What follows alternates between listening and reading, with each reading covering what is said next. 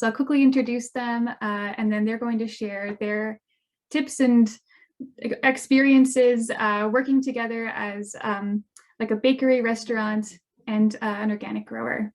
So first I'll introduce Kaelin. Kaelin started Awn Kitchen, formerly called Ruby Apron, in 2015, then a home-based business devoted to teaching people how to cook and connect with growers and producers. In 2021, she expanded to a brick and mortar location in Southwest Edmonton. Space is both a workshop where Kaelin continues to educate, as well as a cafe that utilizes local and seasonal ingredients, sharing the story of producers in Alberta. Also, if you have to check out Awn Kitchen, I think they have the best cinnamon buns in Edmonton. So if you're ever in Edmonton, make sure to check them out. And joining Kaelin is Andrea.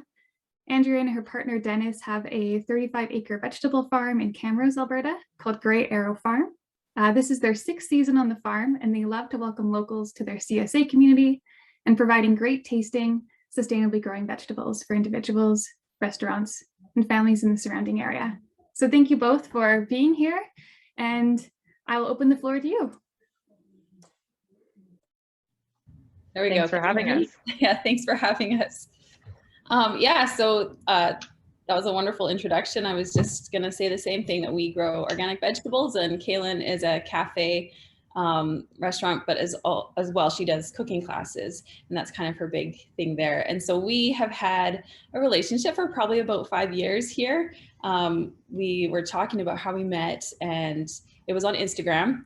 So social media for our farm has definitely been a big way that we've connected with, I think, every one of our collaborators, our chefs, our restaurants, and other opportunities that have come our way. So I always encourage farmers, if you're not on social media, get on social media, because that's definitely where the food hub is.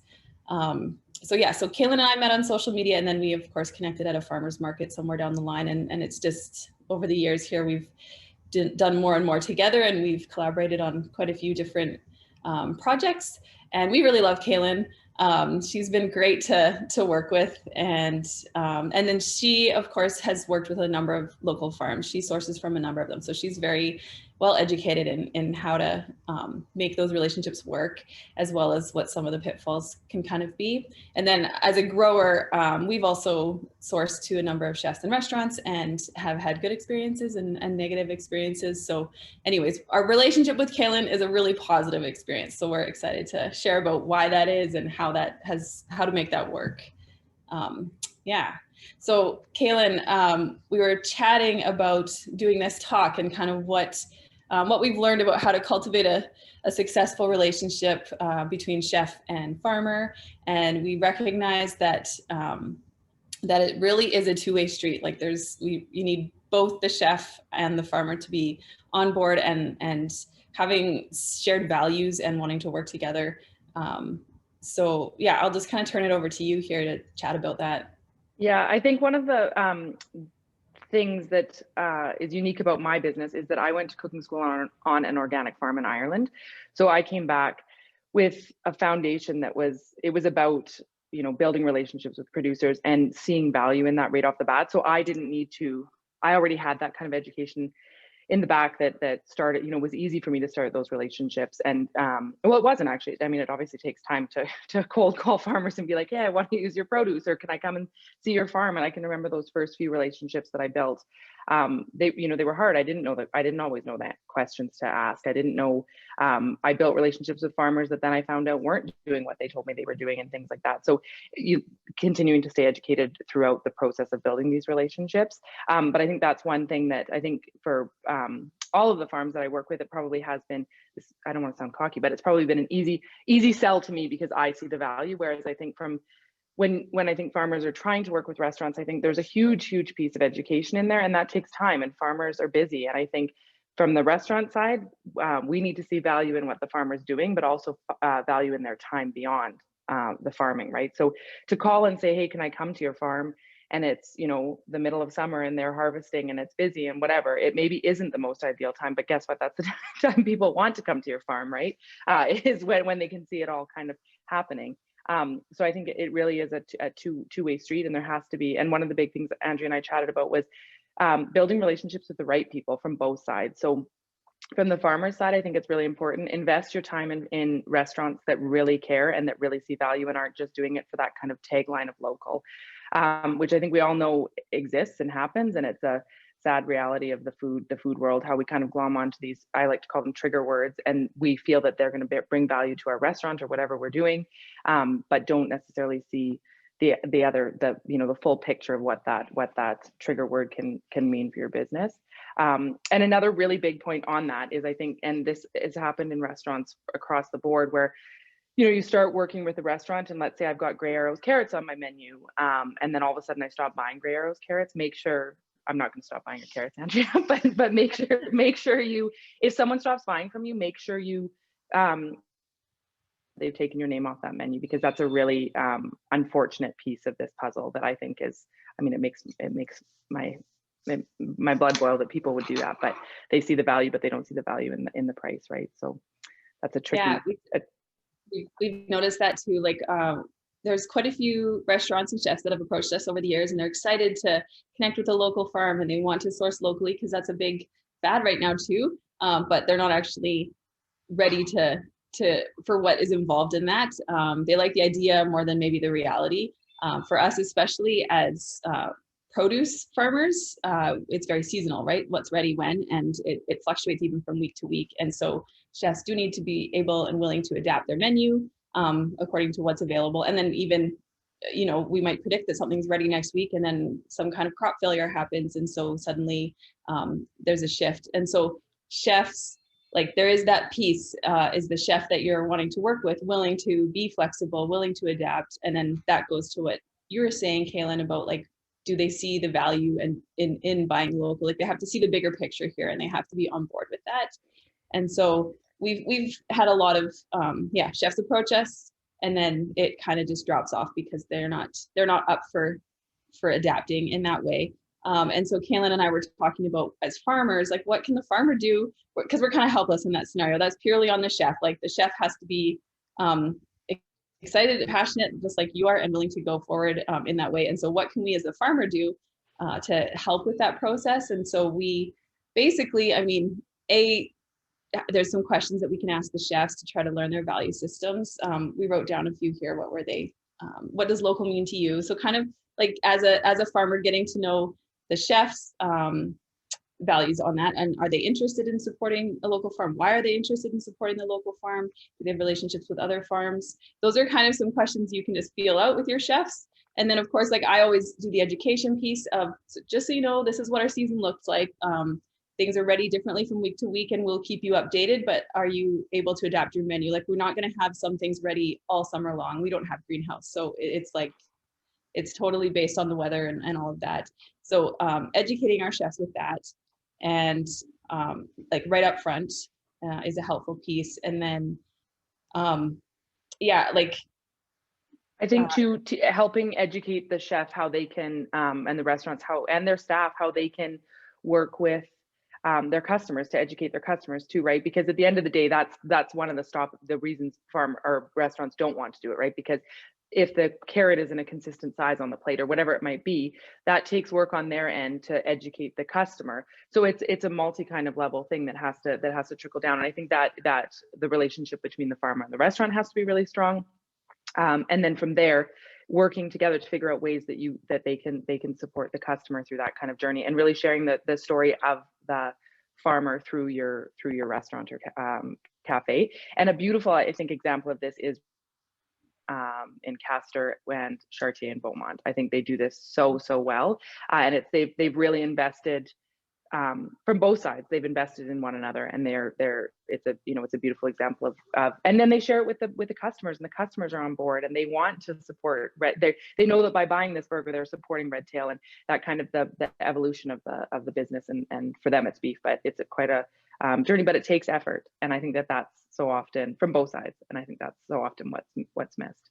Yeah, absolutely. And then just what you were saying with the beef and the meats, like, I know for those farmers, it's the whole animal thing. Like, is the chef going to be willing and able to not just take select cuts, but like learn ways to use the whole animal? So there's a lot in this collaboration that I feel like falls to the chef, even more than the farmer. But as a farmer, like what can I do? I'm always coming back to that. What can I do on my part to try to move this forward so that more chefs are on board and more restaurants are on board so that we can have that wonderful relationship. And it does come down to education. I feel like that's the piece I can do. That's the part I can play. And so knowing what I'm needing from chefs and what it needs to look like in order for it to work, and then try to communicate that. And yeah, and on a big process, like on a big scale, I do that a lot through, or I try to do it through social media. I do it through just a lot of conversations to really adapt that thinking, because not a lot of chefs are aware of that. Like you are very aware of that stuff, and it's wonderful working with you because of that. But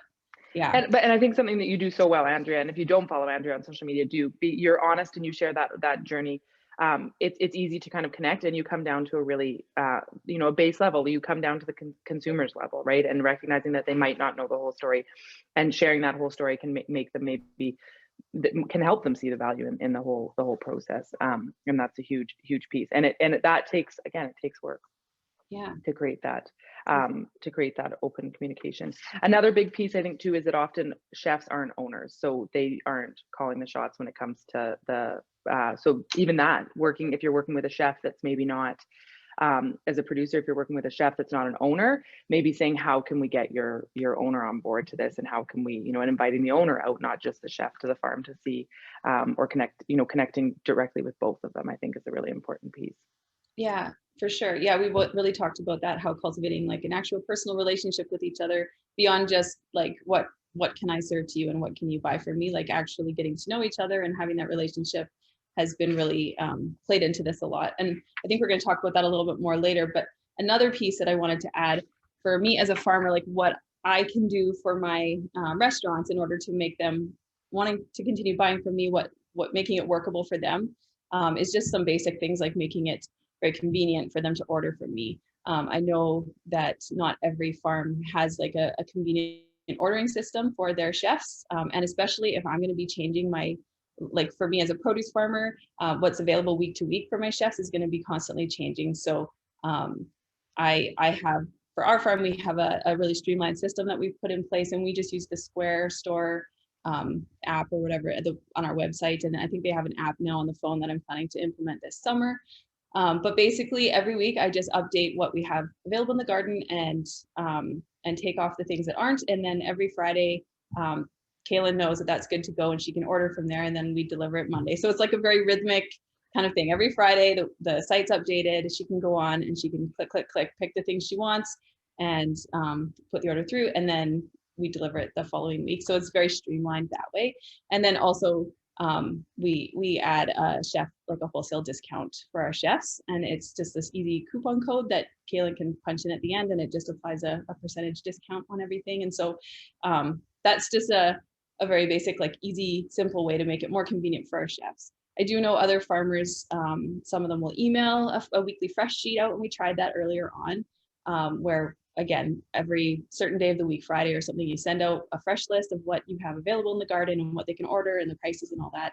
And then the chef will then text you their order or whatever it is, and you deliver. So having those regular kind of rhythmic things is helpful. But I've found that the Square Store, just personally, we found that very streamlined and easy. And I think Kaelin found that fairly simple. I'm more likely to order because of that, because it's not, I don't have to kind of go through an email and then type it up and then wait for an invoice that I forget to pay or whatever. So that sounds very lazy, but it's streamlined.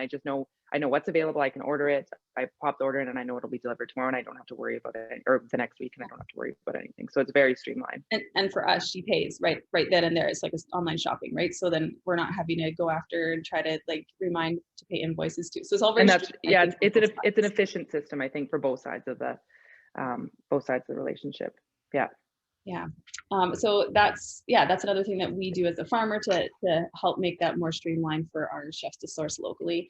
And then of course, Kaelin and I were saying that both sides, like the chef and the farmer, need to contribute to cultivating that relationship with one another. And so like I really had a lot of questions for Kaelin because she's very forward. So as a chef, it was very wonderful that she on her own was doing the reaching out. She reaches out to all her farms and she's like, can I come visit? Can I come get to know you? So we, especially we were young farmers when she first connected with us. We were in our first or second year, and And so it was really nice having her know what she was doing and really take the reins on that relationship. But what we've learned through Kaelin is that, yeah, to welcome chefs onto our farm and to and their teams, even like Kaelin will bring her team out to come and see what's all going on and where their food is coming from, and get to know our operation and how it's going.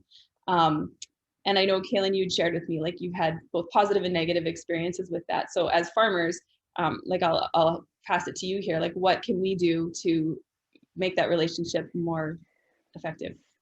So I mean, I like to say I'm not on social media, you know, social media marketing kind of makes my head spin, but I think there's a mutual respect, right? And I think that that's what Andrea and Dennis do so well, is that you guys see value in what I'm doing as a business, and not just on the education side. I think it's a different piece in the workshop, but even in the cafe, and that I'm sharing those kind of stories through the cafe.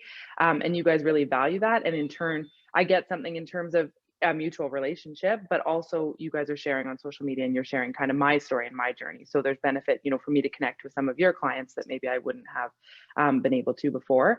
And that takes time. I mean, it's not, as a restaurant and cafe, I can tell you, if I'm promoting your product left, right, and center and I get nothing in return, that relationship's going to fall off the bridge, just like anything in life, right? You do expect, you know, it's not an expectation that something's in return, but there's a mutual level of respect and agreement, respect and building from there. And I think you and Dennis do that so well, and I'm very grateful for that. But and not everyone, and again, it's not everyone has the time or the resources or maybe the know-how to do it, right? It does take time. And again, I think for you it's easy, maybe not easy, but it's social media, right? That's how we connect, and that's how you promote a lot of what I'm doing, and how I'm in return able to promote what you're doing. From someone that's not on social media, how would that look? It would be more difficult. You know, it might be through word of mouth, and then I don't necessarily see that. If someone doesn't tell me that they heard from you, I don't necessarily know that happens. So it could be happening, but it's nice to know that it's happening. Yeah, absolutely. And like, I always just come back to, we're both trying to build businesses here. So like, let's help each other as we forward our businesses. And I think that that's something that everyone needs to realize. Farms are businesses, and people don't always see that, right? So they don't, it's such a basic thing, but a farm is a business, and you're building a business, right? And as a business owner, I know what that's like. I don't know what it's like to be a farmer, but I know the struggles and kind of ups and downs of that, right? So even in that, I think I know the best advice I get is in terms of business advice, is from farmers, because they're, you know, they can relate to some of the struggles, even though it's a different industry. Yeah, for sure. And then just to speak to what you were saying, like, so as a farmer, how I try to give back to Kaelin, because I do know that she has her name on her menu books and her recipe books and things, that she talks about us openly at her cooking classes, and she promotes us on social media. You know, she tags us if there's a class that's coming on that we're a part of, just different things like that. So she's always plugging her farmers, and then it's the same, like, that's the return. So that's the return that I'm giving her. And again, she's never asked me to, but it's just recognizing that she's also trying to build a business here. And so what can I do to support her in that? So I will, I'll do a post saying, hey, have you guys checked out Kaelin's cooking class? And I'll link right back to her, or a story, just finding ways to say, to direct people to see her and kind of get her in the public eye through my page and through what I'm doing. We talk about our relationship with each other on social media, that kind of thing. And then also, like, Kaelin's really great at, I mean, like, she does cooking classes, and some of them are literally like farm to table cooking classes where she'll feature a farm. And so sometimes we get to be that farm, other ones are too, and she'll have us come in. But we're not just going in there to like meet and greet with her customers, but we're also promoting that ahead of time on our pages and talking about that collaboration. So basically, as much as we can, we try to talk about our relationship with her out loud on social media. And so that's basically what she was referring to there, is that kind of connection back. It's not just a one-way thing.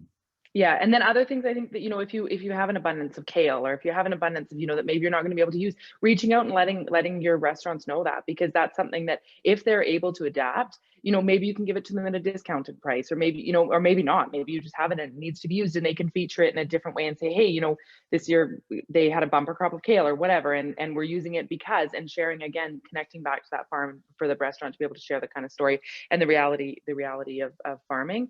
I was going to say one other thing in terms of other things that as a restaurant that I would, but it's gone. Maybe it'll come back to me. But No, I've definitely found that a lot of the chefs that we've worked with and stuff, they really don't know the realities of farming. And for us as farmers, it's just second nature. We know how this all works, but kind of always bringing it back to like assuming that without downgrading anyone, assuming that people don't know anything about what we do and how it works here on the farm. And so just warmly educating people all the time, and yeah, inviting them out to the farm for visits and talking Yeah. to people all. Yeah. I think that was the other, keeping you in the loop too about what's happening. You know, I mean, is it a dry year? Is it a wet year? Is this going to impact, you know, a crop that's coming later in the season? And just keeping your restaurants in the loop about what's kind of coming ahead, so that they can maybe be more prepared. If, you know, and that's in a perfect world, that's obviously not farming. Sometimes it happens faster than you can predict. But if you know, just keeping them in the loop, and so that they can make other arrangements, and that takes honesty and an open and competent relationship. Mm-hmm. Yeah, absolutely. Kaelin, I was going to ask you, or I've asked you before, like what do you look for when you're connecting with farmers? Because I know there are some people who, when you're reaching out to a new farm, that kind of, you're like, yeah, I'm not going to go forward with them. Authenticity, I think, is a big one, and a want. Like if I'm not going to invest in building a relationship with the farm if they don't, and that's okay. Not everyone needs to want to build a relationship with me or with restaurants, right?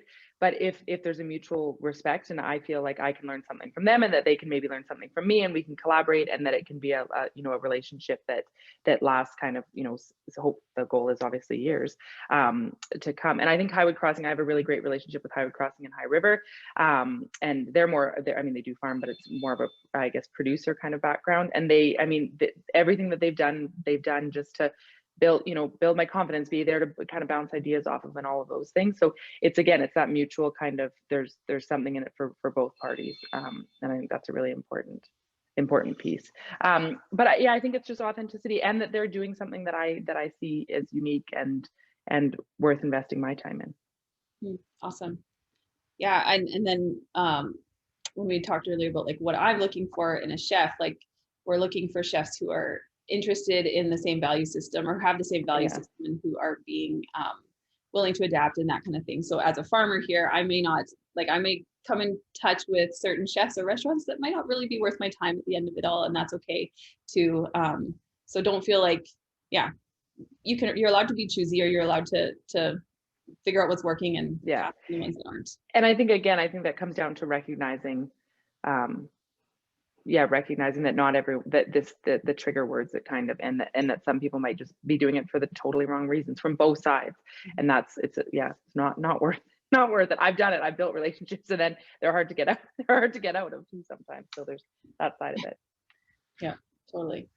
And another thing, Andrea has kind of touched on, is the idea of other ways to collaborate. It doesn't just have to be that I'm buying their produce and using it, but there's other ways, and that's through for me, the classes and things like that. I'm also a host for their CSA. We host 2 other CSAs here too, and recognizing that community can kind of go beyond just a single relationship. And I think that that's something that adds value to the restaurant or the cafe, but also adds value to the farmer. Yeah, absolutely. Yeah, you being a host for our CSA has been really great. And hopefully both ways, like the idea is that our customers are going into your shop, and hopefully they're buying from you as well. And then also, again, that's another way that we look to, like, every week we're dropping off our bins there. So we look to try to promote you, or take pictures and snapshots and talk about, hey, everyone, we're at Awn Kitchen this week, or you should go check it out. So again, as a farmer, just looking for ways to help boost the other business as well as our own. And then we've also done cooking classes together, and we've done farm tours with you. At one point we did an outdoor cooking class here on the farm, which was kind of with a whole lot of wasps. A lot of wasps. It didn't turn out so great that way, but yeah, there's always ways to collaborate if you're looking for it. And I feel like everything we've done, it continues to deepen the relationship, right? And so that makes it really positive all the way around. Yes, yeah, for sure. For sure. Yeah. Tiara, are we supposed to be done at 10? Were we supposed to be done at 10:15, or did I? Oh, it's okay. We have until 10:35. That's Okay. when we'll move on to the next session. Okay. See, I just looked up at the time and thought, oh no, maybe we were supposed to. Maybe we will. Andrea, I don't know if you have anything else to say, but maybe we will if there's any questions. Yeah. Sure thing. Yeah, and feel free to again type that in the chat. Raise your hand through your reactions button and raise hand, or unmute yourself.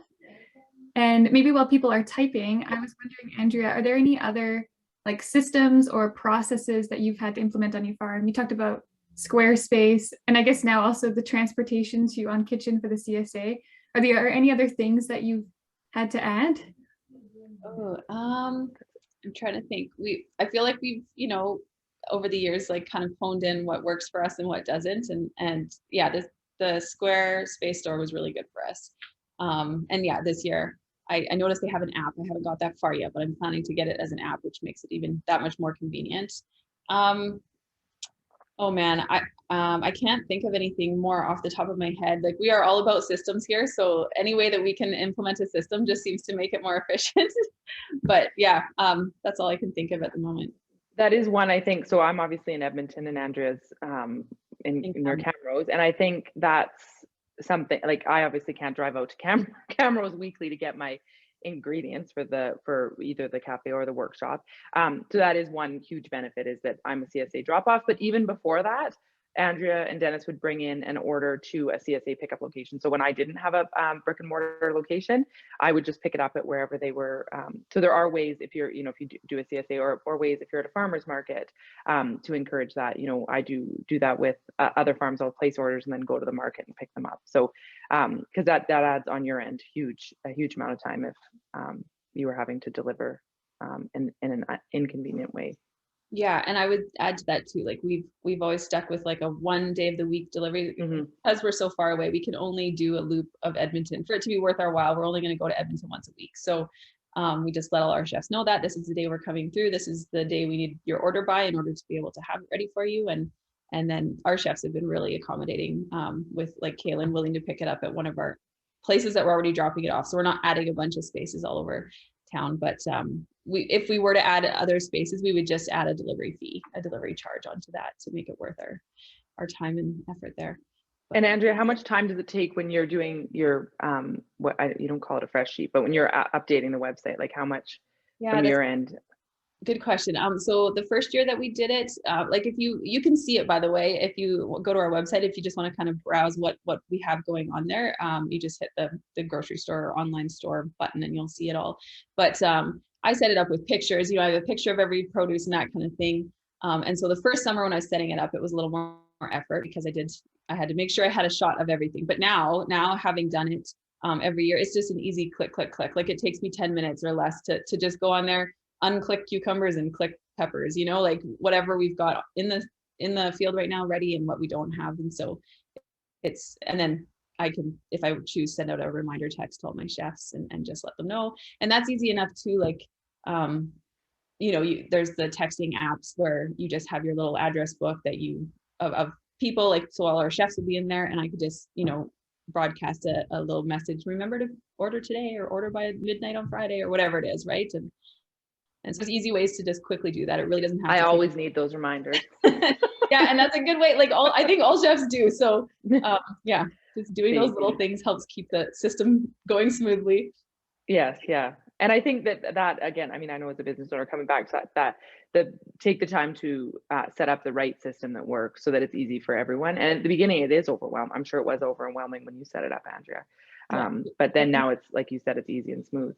Totally. It's just, yeah, with anything, once you get that foundation laid, then it's smooth sailing from there. And it makes it easier for us. And like I said, it fast tracks the payment too. So our chefs aren't having to try to do a payment separate from the order, and we're not having to like track them down, trying to make sure they're on their payment. It just all happens right there. So it's very smooth that way.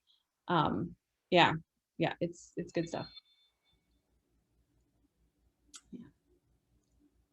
I appreciate the smoothness of it very much, because I'm not always the most organized, although I pride myself in being organized. I'm not always. No, and I really believe in that with any business, but like if you're running a business and you're wanting to make sales, like you've got to make it the most convenient you possibly can for your customer, the least amount of steps possible and the most straightforward, right? And so, yeah, I really have found that after playing with a lot of different ways, at the end of the day, having this Square store was like the easiest, most streamlined version for both parties. So I definitely encourage it. Any other questions?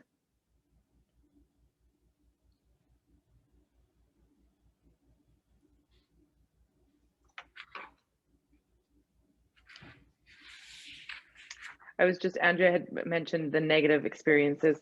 That from my kind of perspective, I don't really think I do have negative experiences, and it honestly comes down to when, like, the investment from my end, if I'm, constantly investing in another business, and I'm getting nothing, even a thank you, like sometimes it can be, and be honest, if you don't have the know how to do it, or if you don't, just be honest and create that open relationship and say, I'm not interested in working in this way. Just being honest, because that's, can create, it can create a very negative experience on the other end. Yeah, I definitely, that was when I was chatting with you prior to this, like what worked for you, what kind of made this work. I was surprised to learn it was less about what we do, like with the business, and more about the relationship, like that really came across. So realizing there's that whole piece to this of being warm, being considerate, like you said, a thank you.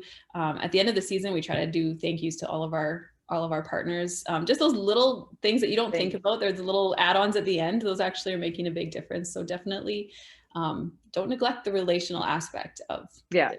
And I think that's to me what makes this also exciting, is the community aspect of it, right? That's, for me, it is anyway. And I think for you and Dennis, it's similar, right? That's the foundation of your business. So, and aligning with like-minded people. That's which we kind of talked about. We talked about at the beginning too. It's, if you're not, work with the right people. And I guess for folks who are interested in like partnering with a restaurant, cafe, or a chef, what are the first steps that they should take, or what kind of like resources should they build to make that partnership, to begin that partnership? I don't. That's a hard. I'm the opposite. Like, Kaelin did all the reaching out to all of her farms, I think, but just as a farmer, like, I mean, it can fall on either end. We get approached by restaurants, and we've also approached restaurants. But if you're wanting to be proactive, which is always a good thing to do, I think just like if you have a pamphlet, or if you have something that kind of just has like a visual of what you grow, or what you have to offer, and maybe some basic prices on there, and also of course like your website, or how to get in touch with you. I think that's always just a very basic way to start, and like hand deliver it and chat with them. Do a reach out with email, like a follow-up email. Hey, I'd like to chat with you about, invite them out to your farm, like extend an invitation. I think any of those kind of, or all of that is a good way to start. And there'll be some misses and some that land, and so you never know what you're going to get. I've also found that we've collaborated with so many random people that have turned into really good relationships. I never would have known when I happened across Kaelin at the time, who was doing cooking classes in her home, didn't have the cafe yet. Like, I would never have known that this would cultivate into one of our really favorite partnerships with a cafe. So you just really don't know. So just put it out there and see what comes back to you. And I think to approaching restaurants that are already supporting local, right, and that already have relationships built, because they'll know how. If you go to a restaurant that has no desire, or and maybe they do and they just don't know how. But I think starting to if you're just showing up somewhere, reaching out with people that already kind of have a foundation of that in their business, and it's becoming more and more popular in the restaurant industry. Even over the last 5 years, it's huge. And I hope that will just continue to grow. Yeah. And bringing, also bringing them your food and letting them taste it. Yeah. Yes. Because that, I think sometimes that, especially if people don't see value in the price, if you can taste, like one of my favorite things is to serve carrots in the summer, and people say to me, well, they taste like carrots, like just a raw carrot. I'm like, well, what else would it taste like? Of course it tastes like a carrot, but it's a good carrot, right? And that sometimes food can connect people in a different way. Totally. And there's a relational aspect to that, of like, being generous and like giving something. Yes. Gift, yeah. Right? So that's really good too. You stand out when you do that stuff. What is your reaction, like kind of touching back on that, like serving carrots? Yeah, it tastes like a carrot. What's the reaction from your customers from both sides, like from your CSA and from Awn Kitchen? Are you seeing like this translating to more people doing CSAs, or more people coming into Awn Kitchen? If you have anything related to consumers. Yeah, I definitely see that. Like it is, you're cultivating more education, more awareness, and just you're connecting people. Like Kaelin does a beautiful job of connecting those who come into her cafe and to her cooking classes, connecting them to the farmer. And so we often see people that heard of us through her, and they're so passionate about what we're doing now because of the information they learned through her. And so, and then same, you know, vice versa. We talk a lot about Kaelin and what she's doing over there. And it's just fun to cultivate excitement and interest in other people for what is going on around in our community with food. Yeah, for sure. Yeah, I think I mean, that to me is the mutual benefit of it, right?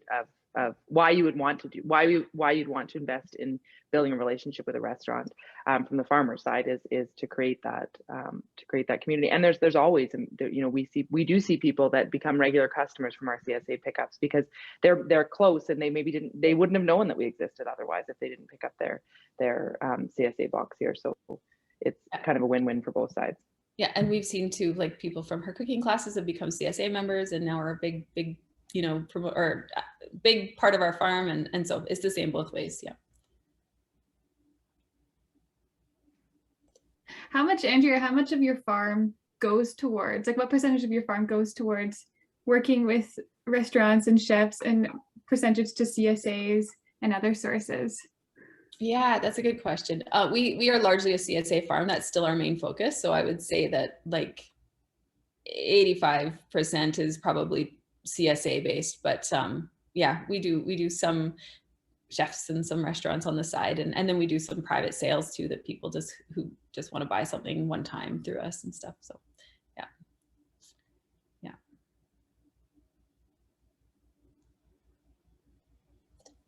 Because any last questions from anyone on the call? Like, feel free to either raise your hand or unmute or put it in the chat.